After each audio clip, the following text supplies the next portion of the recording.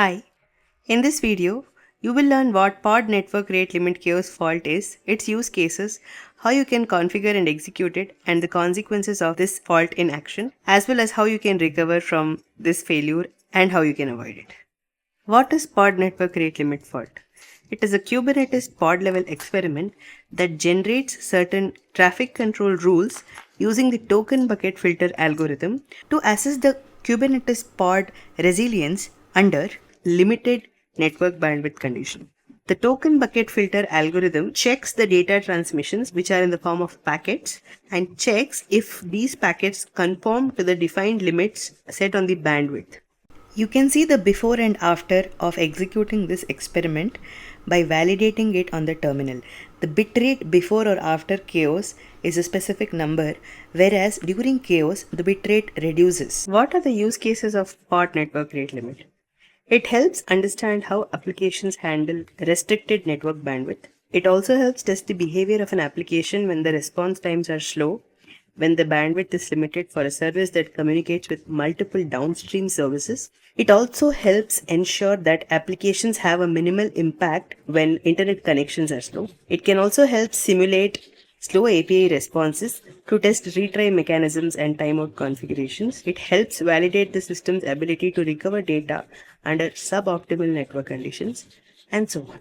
Fulfill the prerequisites before executing the experiments, such as Kubernetes version greater than 1.17, and the Kubernetes pods should be healthy before injecting chaos and after the chaos duration is complete.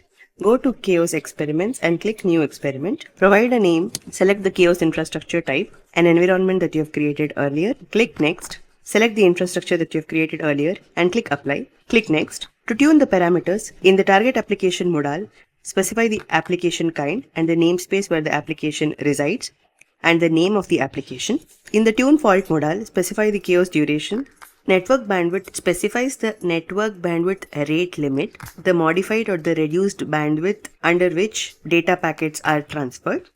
And the burst, which is also a mandatory variable that refers to the size of the bucket for data transfer that are available at the instant. And limit, which is again a mandatory variable that refers to the number of bytes that can be queued, wherein they are waiting for the tokens or the packets to become available. Go to the probes modal and select or add a new probe.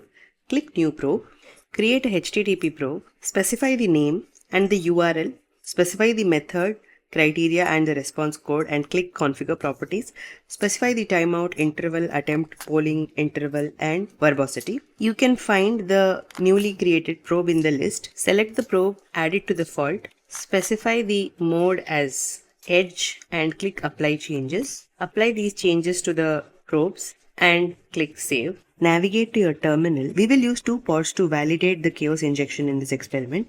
Time chaos was the name of the application that we specified in the tunables. This will serve as our client and the other one will serve as the server. Once we are within the container, we can start the iPerf server. Open another terminal. From here, we'll try to connect to the server and get the IP addresses of two of the pods.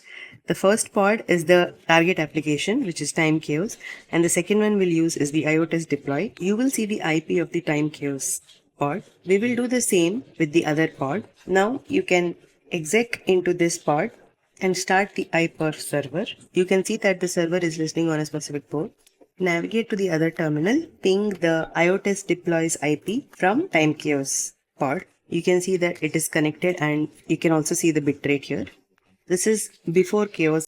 When chaos is in action, you can see that it is reduced to 3.14 megabits. Once chaos is completed, if you try to execute the same command, you see that the bitrate is back to normal. About the pod network rate limit experiment, go to the official documentation of the fault, whose link is provided in the description below.